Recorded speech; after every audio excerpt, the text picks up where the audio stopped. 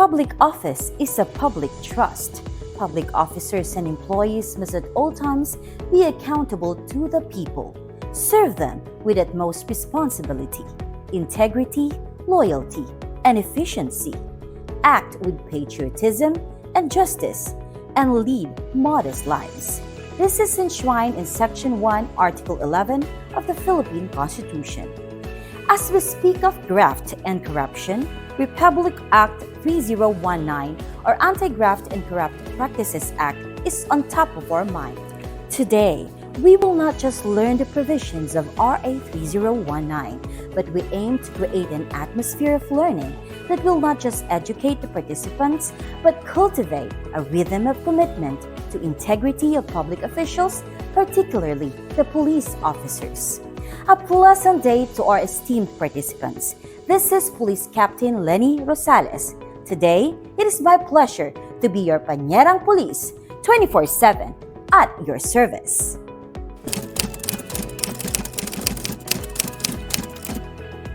What is the purpose of RA 3019 or the Anti-Graft Law?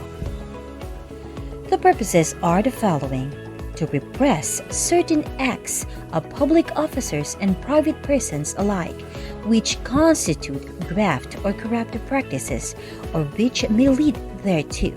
That is under Section 1 of RA 3019. And another purpose is to deter public officials and employees from committing acts of dishonesty and improve the tone of morality in public service. Who are covered by this law? All public officers, which includes elected and appointive officials and employees, permanent or temporary, whether in the classified or unclassified, or exempt service receiving compensation, even nominal, from the government. What are the acts that constitute corruption of public officers? Section 3 of RA 3019 has enumerated the prohibited acts of public officers. The first is persuading, inducing, or influencing another public officer to perform an act constituting a violation of rules and regulations duly promulgated by competent authority, or an offense in connection with the official duties of the latter, or allowing himself to be persuaded, induced, or influenced to commit such a violation or offense. Ladies and gentlemen, the elements of the first act are: the offender is a public officer. The second element is the offender persuades, induces, or influences another public officer to perform an act, or the offender allows himself to be persuaded, induced, or influenced to commit an act. And lastly, the act performed by the other public officer or committed by the offender constitutes a violation of rules and regulations duly promulgated by competent authority, or an offense in connection with the official duty of the latter. The second form of corruption under this law is the paragraph B of Section 3, directly or indirectly requesting or receiving any gift, present, share, percentage, or benefit for himself or for any other person in connection with any contract or transaction between the government and any other part wherein the public officer in his official capacity has to intervene under the law. Let us dissect this provision into its elements. The first element: the offender is a public officer. That such public officer requested and or received a gift, present, or consideration. Third element is that the gift, present, or consideration was for the benefit of the said public officer. That the gift, present, or consideration was requested and or received in connection with a contract or transaction with government.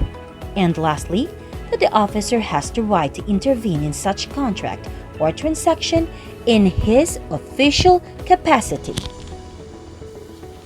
Now question, ladies and gentlemen, may a public officer charged under Section 3B of RA 3019 concerning receiving benefits also be simultaneously or successively charged with direct bribery under Article 210 of the RPC?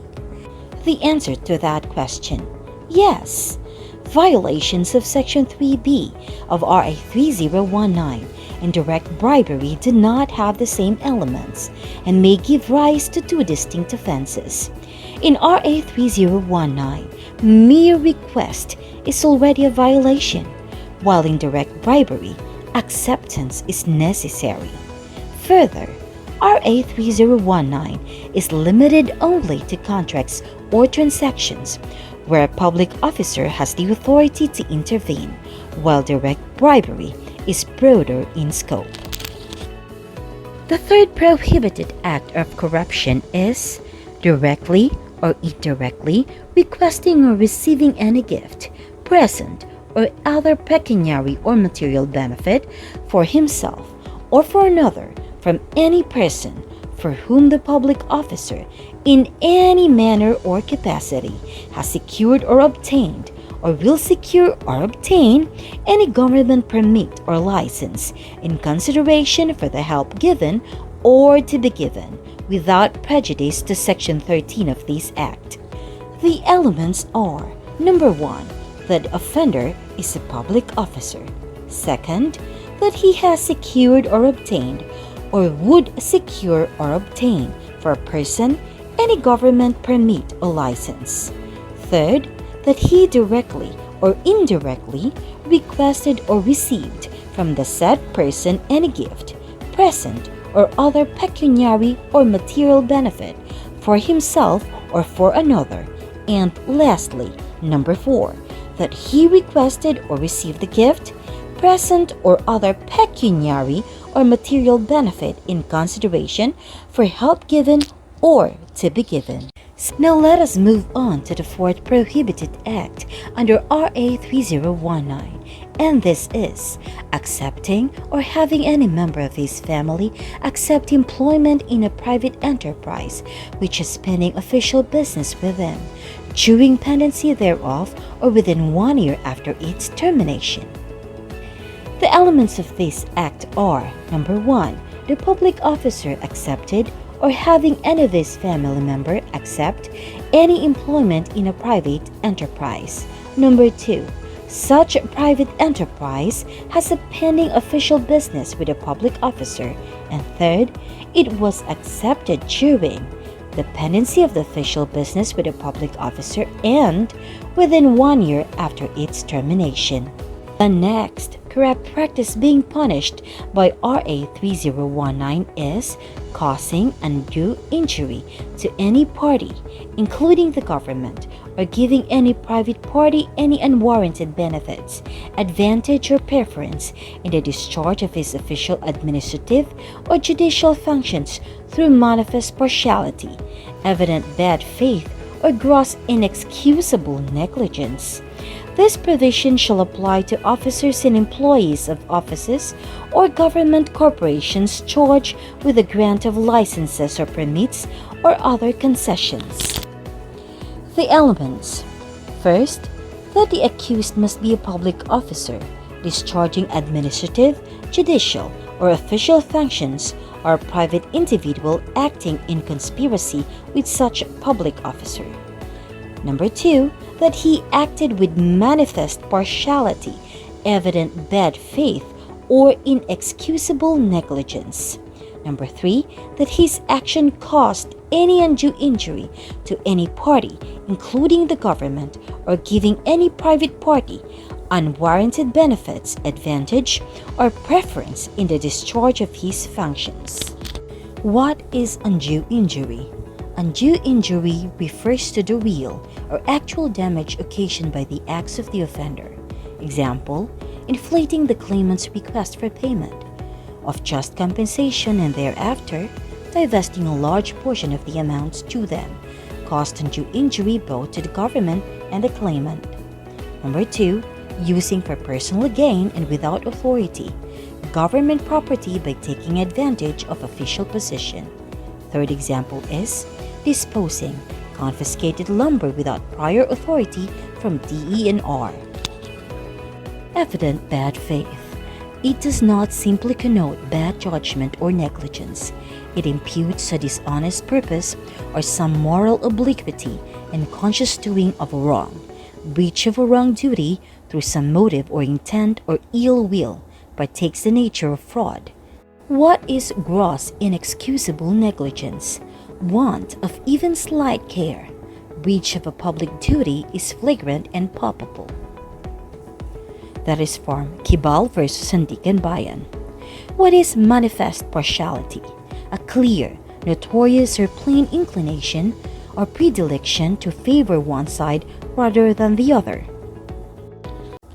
Ladies and gentlemen, the sixth form of corruption under Section 3 is neglecting or refusing after a due demand or request without sufficient justification to act within reasonable time on any matter pending before him for the purpose of obtaining, directly or indirectly, from any person interested in the matter, some pecuniary or material benefit or advantage, or for the purpose of favoring his own interest or giving undue advantage in favor of or discriminating against any other interested party. The elements. The first element is the offender is a public officer.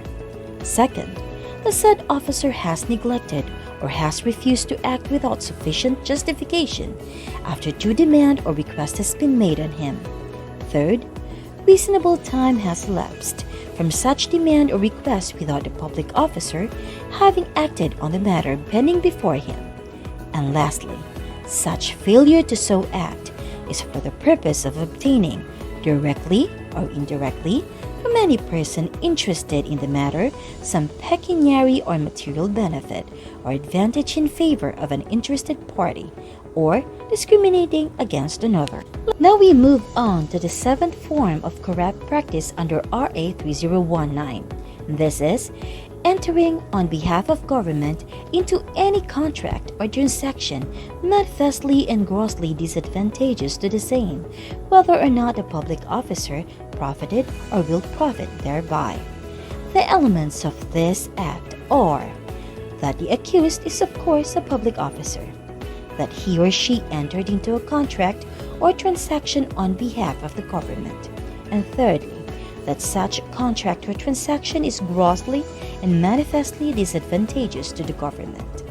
Now, we move on to the eighth form of corrupt practice penalized by RA 3019 as amended. Director or indirectly having financing or pecuniary interest in any business, contract or transaction in connection with which he intervenes or takes part in his official capacity, or in which he is prohibited by the Constitution or by any law from having any interest. The elements of this act. First, the accused is a public officer. Second, he has a direct or indirect financial or pecuniary interest in any business, contract or transaction. Third, he either intervenes or takes part in his official capacity in connection with such interest, or is prohibited from having such interest by the Constitution or by law. The ninth form of corrupt practice is directly or indirectly becoming interested for personal gain or having material interest in any transaction or act requiring the approval of a board, panel, or group of which he is a member, and which exercises discretion in such approval, even if he votes against the same or does not participate in the action of the board, committee, panel, or group. Interest for personal gain shall be presumed against those public officers responsible for the approval of manifestly unlawful, inequitable, or irregular transaction or acts by the board, panel, or group to which they belong. The elements of these acts are: first, the offender is a public officer.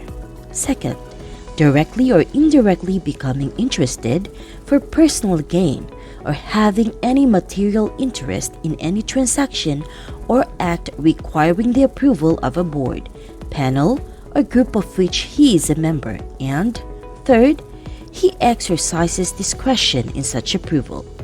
Even if he votes against the approval or does not participate in the action of the board, committee, panel, or group, what is controlling is he becomes interested for personal gain in prohibited transaction or he has material interest therein. The 10th form of corrupt practice is knowingly approving or granting any license, permit, privilege, or benefit in favor of any person not qualified for or not legally entitled to such license, permit, privilege, or advantage, or of a mere representative or dummy of one who is not so qualified or entitled. The elements of these acts are: number 1, that the offender is a public officer; number 2, that he or she knowingly approved or granted any license, permit, privilege, or benefit; and lastly, that the license, permit, privilege, or benefit was granted in favor of any person not qualified or not legally entitled to such license, permit, privilege, or advantage, or in favor of a mere representative or dummy of one who is not qualified or entitled. The last prohibited act of corrupt practice under Section 3 of RA 3019 is divulging valuable information of a confidential character acquired by his office or by him on account of his official position to unauthorized persons, or releasing such information in advance of its authorized release date. Moving forward, ladies and gentlemen, the following persons shall also be punished with a public officer and shall be permanently or temporarily disqualified upon the discretion of the court from transacting business in any form with the government. First, person giving the gift, present, share, percentage, or benefit in paragraph B and C. Number 2, person offering or giving to the public officer the employment mentioned in paragraph D. And number 3, person urging the divulging or untimely release of the confidential information in paragraph K. Other salient points of this law are the following. Section 5, prohibition certain relatives. It shall be unlawful for the spouse or for any relative by consanguinity or affinity within the third civil degree of the President of the Philippines, the Vice President, the President of the Senate, or the Speaker of the House of Representatives to intervene directly or indirectly in any business, transaction, contract, or application with the government. Also, Section 6 of RA 3019 provides that it shall be unlawful hereafter for any member of the Congress during the term for which he has been elected to acquire or receive any personal pecuniary interest in any specific business enterprise which will be directly and particularly favored or benefited by any law or resolution authored by him previously approved or adopted by the Congress during the same term. Moving forward to the salient feature of this law is a provision that we are much very aware of. This is the submission of our statement of assets and liabilities and net worth. This is provided in Section 7 of RA 3019. So, when does a public officer need to submit his or her SALN? First, within 30 days after the approval of this act or after assuming office, and within the month of January of every other year thereafter. Second, upon the expiration of his term of office, or third, upon his resignation or separation from office. The SALN must contain a true, detailed, and sworn statement of assets and liabilities, including a statement of the amounts and sources of his income, the amounts of his personal and family expenses, and the amount of income taxes paid for the next preceding calendar year. What happens to a public officer having an unexplained wealth? In Section 8 of this law, a public official who has been found to have acquired during his incumbency, whether in his name or in the name of other persons, an amount of property and or money manifestly out of proportion to his salary and to his other lawful income, that fact shall be a ground for dismissal or removal. Properties in the name of the spouse and unmarried children of such public official may be taken into consideration when their acquisition through legitimate means cannot be satisfactorily shown. Bank deposits shall be taken into consideration in the enforcement of this section, notwithstanding any provision of law to the contrary. What are the penalties applicable in violation of RA 3019 that is provided in Section 9 of this law? Any public officer or private person committing any of the unlawful acts or omission enumerated in Section 3, 4, 5, and 6 of this Act shall be punished with imprisonment for not less than 1 year, nor more than 10 years, perpetual disqualification from public office, and confiscation or forfeiture in favor of the government of any prohibited interest and unexplained wealth manifestly out of proportion to his salary and other lawful income. Any complaining party at whose complaint a criminal prosecution was initiated shall, in case of conviction of the accused, be entitled to recover in the criminal action with priority over the forfeiture in favor of the government the amount of money or the thing he may have given to the accused or the value of such thing. In paragraph B of Section 9, any public officer violating any of the provisions of Section 7 of this Act shall be punished by a fine of not less than 100 pesos nor more than 1,000 pesos, or by imprisonment not exceeding 1 year, or by both such fine and imprisonment at the discretion of the court. Take note that Section 7 of this Act pertains to statement of assets and liabilities. Violations of Section 3, 4, and 5 of this Act, if proven in a proper administrative proceeding, shall be sufficient cause for removal or dismissal of a public officer even if no criminal prosecution is instituted against him. Simply put, ladies and gentlemen, violations of this Act may result to the following. Number 1, imprisonment.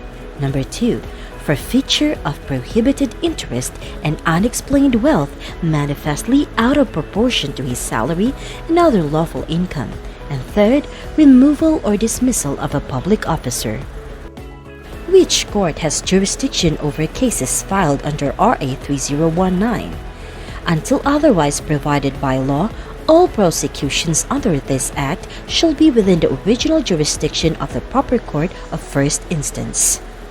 This violation of RA 3019 prescribe? In Section 11, it provides, all offenses punishable under this Act shall prescribe in 10 years. May a public officer resign or retire pending investigation or pending prosecution under this law? In Section 12 of this law, it provides, no public officer shall be allowed to resign or retire pending an investigation, criminal or administrative, or pending a prosecution against him for any offense under this Act or under the provisions of the revised Penal Code on bribery. Also, in Section 13 of this law, it provides, any public officer against whom any criminal prosecution under a valid information under this Act or under the provisions of the revised Penal Code on bribery is pending in court shall be suspended from office. Should he be convicted by final judgment, he shall lose all retirement or gratuity benefits under the law. But if he is acquitted, he shall be entitled to reinstatement and to the salaries and benefits which he failed to receive during suspension, unless in the meantime administrative proceedings have been filed against him. Are all kinds of gifts prohibited by this law? In Section 14 of RA 3019, it provides, unsolicited gifts or presents of small or insignificant value offered or given as a mere ordinary token of gratitude or friendship according to the local customs or usage shall be exempted from the provisions of this Act. Now we move on, ladies and gentlemen, to other relevant laws pertaining to RA 3019. The first law is RA 7080, otherwise known as the Plunder Law. What is plunder? Plunder is a crime committed by a public officer by himself or in connivance with members of his family, relatives by affinity or consanguinity, business associates, subordinates, or other persons by amassing, accumulating, or acquiring ill-gotten wealth through a combination or series of overt acts in the aggregate amount or total value of 50 million pesos. Plunder is committed through the combination or series of overt acts. These are the following. Number 1. Through misappropriation, conversion, misuse, or malversation of public funds or raids on the public treasury. Number 2. By receiving directly or indirectly any commission, gift, percentage, kickbacks, or any other form of pecuniary benefit from any person and or entity in connection with any government contract or project or by reason of the office or position of the public officer concerned. Number 3. By the illegal act or fraudulent conveyance or disposition of assets belonging to the national government or any of its subdivisions, agencies, or instrumentalities, or government-owned or controlled corporations and their subsidies. Number 4. By obtaining, receiving, or accepting directly or indirectly any shares of stock, equity, or any form of interest or participation, including the promise of future employment in any business enterprise or undertaking. Number 5. By establishing agricultural, industrial, or commercial monopolies or other combinations and or implementation of decrees in orders intended to benefit particular persons or special interest. And lastly, by taking undue advantage of official position, authority, relationship, connection, or influence to unjustly enrich himself or themselves at the expense and to the damage and prejudice of the Filipino people and the Republic of the Philippines. The first ever plunder cases were filed on August 15, 1997, when then Commissioner Liwayway Vincent Chato of the Bureau of Internal Revenue sued Cashier Dominga Manalili and 6 others for 2 counts of plunder. We also have the plunder case against then-President Joseph Erap Ejercito Estrada. What is ill-gotten wealth? It is any asset, property, business enterprise, or material possession of any person acquired by a public officer directly or indirectly through dummies, nominees, agents, subordinates, and or business associates by any combination or series of the mentioned means or similar schemes of committing plunder. Now we move on to RA 6713, which is another significant law relevant to RA 3019.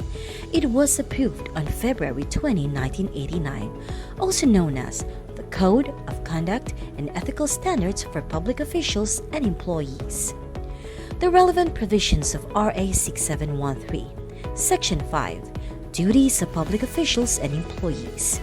In the performance of their duties, all public officials and employees are under obligation to the paragraph C. Process documents and papers expeditiously. All official papers and documents must be processed and completed within a reasonable time from the preparation thereof and must contain, as far as practicable, not more than 3 signatories therein. In the absence of duly authorized signatories, the official next in rank or officer in charge shall sign for and in their behalf. Paragraph D of Section 5 of RA 6713 provides, act immediately on the public's personal transactions. All public officials and employees must attend to anyone who wants to avail himself of the services of their offices and must, at all times, act promptly and expeditiously. In Section 7 of the same law, it provides the prohibited acts and transactions.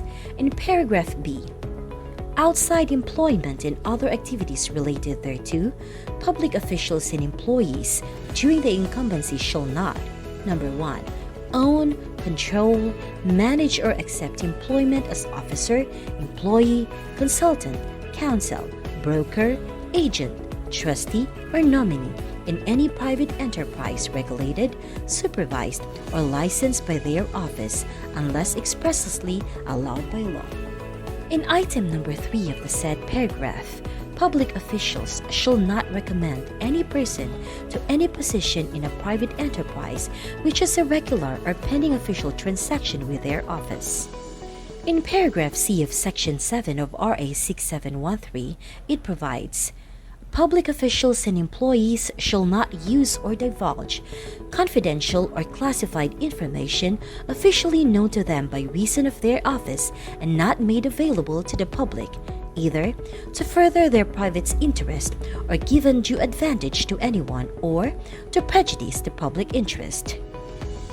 Further, public officials and employees shall not solicit or accept directly or indirectly any gift, gratuity, favor, entertainment, loan, or anything of monetary value from any person in the course of their official duties or in connection with any operation being regulated by or any transaction which may be affected by the functions of their office. In the same law, Section 8 provides statement of assets and liabilities and financial disclosure.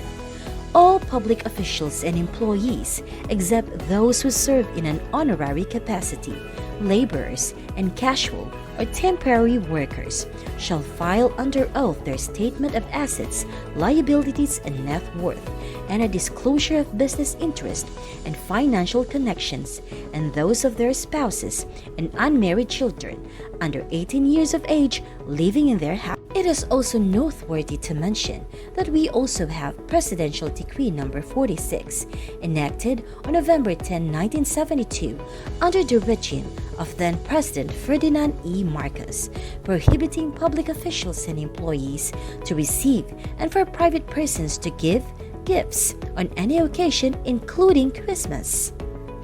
Article 210 of the Revised Penal Code, Direct Bribery. Who are liable under Article 210? Public officers or assessors, arbitrators, appraisal and claim commissioners, expert, or any other person performing public duties. There are 3 modes of committing direct bribery. The elements of the first mode. First, the offender is a public officer. Second, he agrees to perform an act constituting a crime. Third, it is in connection with the performance of his official duties. And number 4, it is in consideration of any offer, promise, gift, or present received by such officer personally or through the mediation of another. Second mode of committing the crime is that the offender is a public officer, that he agrees to perform an act not constituting a crime. Third, it is in connection with the performance of his official duties.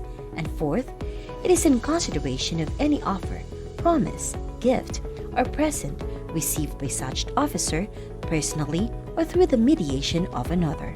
And lastly, the officer executed said act. Now the elements of the third mode of committing direct bribery. First, the offender is a public officer. Second, he agrees to refrain from doing something. Third, it was his official duty to do so. And third, it is in consideration of any offer, promise, gift, or present received by such officer personally or through the mediation of another. Now we move on to Article 211, which is indirect bribery. The elements: that the offender is a public officer. Second, that he accepts the gifts. And third, that the said gifts are offered to him by reason of his office. Take note that there is no attempted or frustrated indirect bribery, because the crime must be committed by accepting the gifts offered to the public officer by reason of his office. Thus, if he does not accept the gift, this crime is not committed. Let us compare direct bribery versus indirect bribery. First, in both crimes, the public officer receives the gifts. Second, indirect bribery, there is always an agreement, while in indirect bribery, agreement is absent.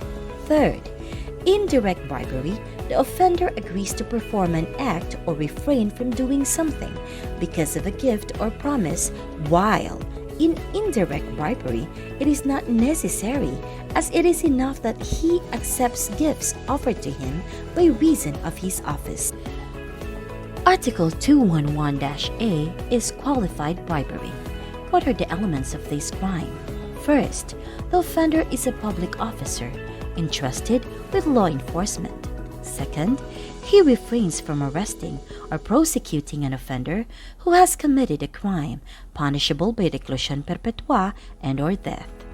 Third, he refrains from arresting or prosecuting the offender in consideration of any promise, gift, or present. That concludes our discussion on RA 3019. Always remember that corruption is our enemy. It is everyone's foe. Therefore, we must always guard ourselves in desiring ungodly personal gain, as this is where corruption dwells. It has been our pleasure serving you today. On behalf of the Legal Assistance Division, PNP Legal Service, thank you, and always remember that we are your Panyerong Police 24/7 at your service.